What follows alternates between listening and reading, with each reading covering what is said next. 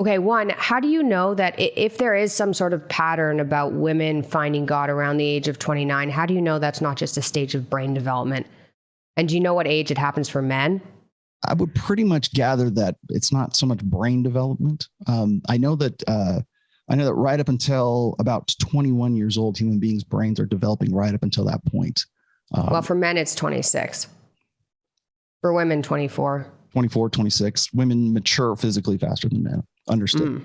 So, I mean, at that point, whatever I'm not saying that maybe you don't have. I'm not. Maybe brain development is wrong, but I'm not doubting I'm not doubting the sincerity. Once again, I'm just saying. What I'm saying is that it comes at a convenient time. When we look at, if you go and you look at marriage statistics right now, the average age of first marriage for certainly women in the United States is 28.7. And for men, it's like 29.8, like almost 30 years old. And it's older than that in the UK even. So I also point this out, but nobody wants to talk about this because it's not just like, sensational. But I point out the fact that at that stage, it also coincides with exactly what I talk about in the epiphany phase. Now I got to settle down. Now I don't have the options that I used to have back when I was 23 years old. I can't compete in the sexual marketplace with my 33-year-old self cannot compete with my 23-year-old self in the sexual marketplace when it comes to women, at least. And that is right around the time. And again, that's the point at which women say, I want to, my biological clock is ticking, right? That here, you don't hear women complain about men being sort of infantile or wanting to, afraid of strong, threatened by strong, independent women. You don't hear women of 23 saying those things. I did. 33, and you hear them at 34, but you don't hear them when women are in the midst of their peak sexual agency in their lives. So when they get to a point where all the chips are down, that's when it's men aren't measuring up. I can't find an economically attractive man. And I can't find a guy who is, right with God, or I can't find a guy who wants to date and marry a single mother. It's not my fault. It's not my decisions. It's those guys who won't man up. It's those guys who won't take responsibility and absolve me of the consequences of my decisions that I made that are now coming into effect at 30, 33 years old.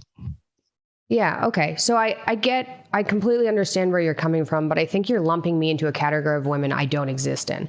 I was complaining about men not wanting to get married when I was 21. Like, I've wanted a stable family, like I said, since I was 16. As for competing in the sexual marketplace, I understand I'm older, but that's not my issue, right? I'm not going to have a problem there. Do you understand that as a single mother, your, let's just say, competitiveness, maybe I hate to commodify everything for you here, but your value as a woman is less than somebody who does not have kids. And if you're looking at 20, you're soon to be 30 years old. If you're looking for that long-term relationship, which you've said you are, looking for a guy who's like at your age or older, the men who will be looking for what you're looking for aren't looking for you. They're looking for women who are much younger than you and who do not have kids. Do you acknowledge that? Do you understand that? Well, you seem to think that every woman is exactly the same. No, I think that if they're going to find commonalities for sure. Yeah. But I'm not the same kind of person as the woman you're talking about. I don't have an IQ of 100. I'm not a moron. I'm fairly attractive. I don't think I'm going to have an issue. And what I did decide, obviously this was a concern of mine, right? Mm-hmm. Like, clearly, single mom, that's not like, no one's plan is that, right? But I decided that the situation I was in. Brittany Renner planned it. So. Oh, well, that doesn't seem like a wise decision. But what I decided from the situation I was in was that I would rather be by myself. And so I would just wrap my head around being by myself. And so that wasn't my concern wasn't hypergamy. I'm going to go find someone, older, wiser, smarter, better, richer, and do that. I just figured, hey, I'll just hunker down and work. At least I'll be happier by myself. So you have no plans to find a long-term husband in the future then? No, that's what I want. I just think it's going to be difficult. Okay. Do you realize what, statistically speaking here, now I'm just dragging out, raw numbers here. Statistically speaking, do you understand the odds of you finding that right now in today's sexual marketplace?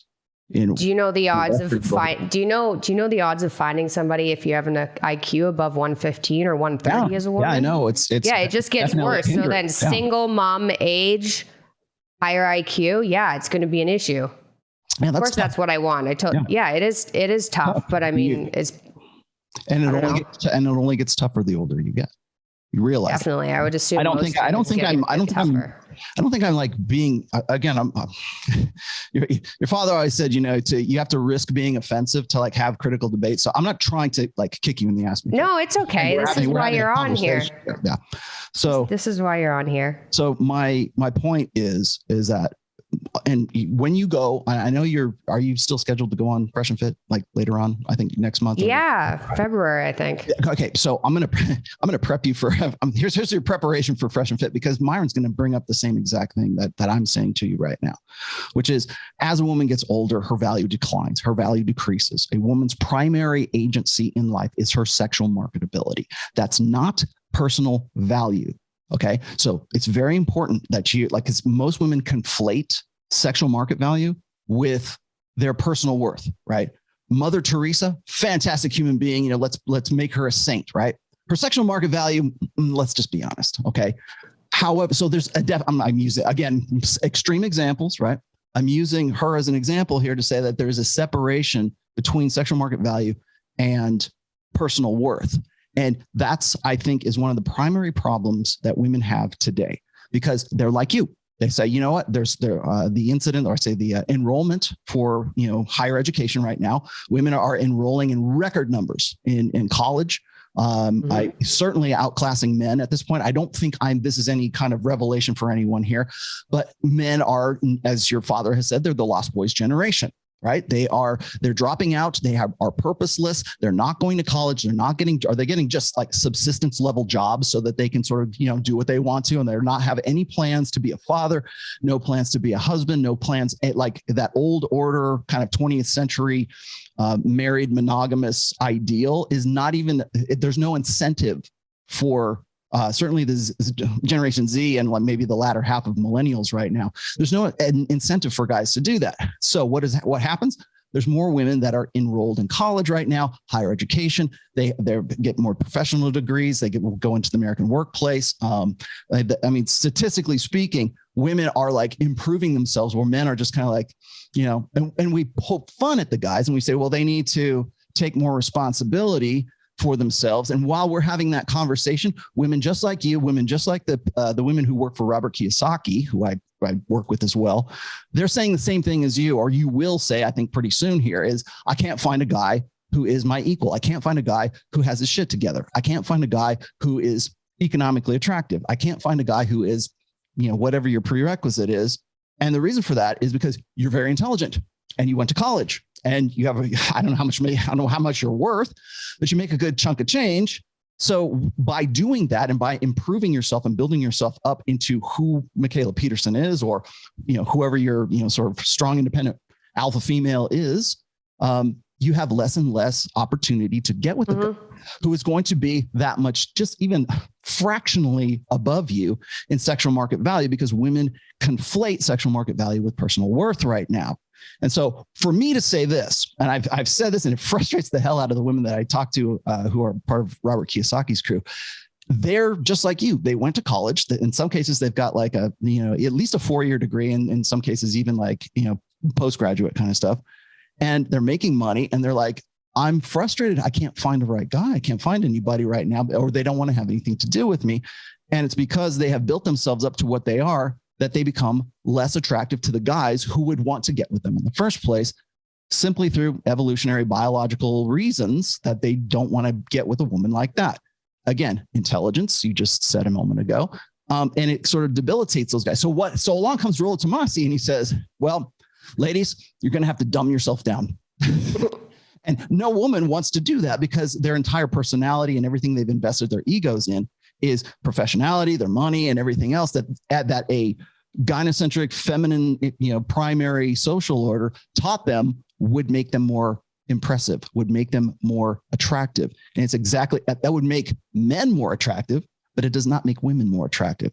So now you've got this generation of women who are these high-powered, or at least perceptually anyways, intelligent, in some cases, single mothers, with a professional degree, with some money and everything else. And they're frustrated as hell at these guys that we want to say, man up, man up, man up, when we've been telling them for generations to man down. And now women are at a point where Morgan Stanley was talking about the rise of the she economy. They have this, it's actually a full blog site right now for the stats.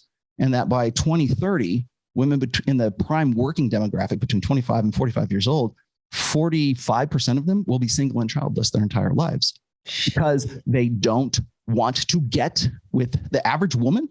It doesn't want to have anything to do with the average guy. And so I agree with you 100%. The smarter you are, the more professional you are, the more money you've got, everything else, those are attraction cues for men, not for women. So when men are attracted, they're looking for a woman who is between the ages of, say, like 23 and 25 years old. That's why I peg that as the prime sexual demographic or sexual peak value for women during that period. That's why I pegged that a long time ago. And now, people are suddenly realizing, here we are, a generation later, that's what's happening. So you got your work cut out for you. Add a child to that, and yeah, you're probably going to be part of that demographic I was just mentioning. Well, I guess we'll find out. But I don't know if the alternative for me would be don't do anything and dumb yourself down so that someone will be more attracted to you. And no one else is going to do that either. That's so I don't know how to solve that problem. That's a problem.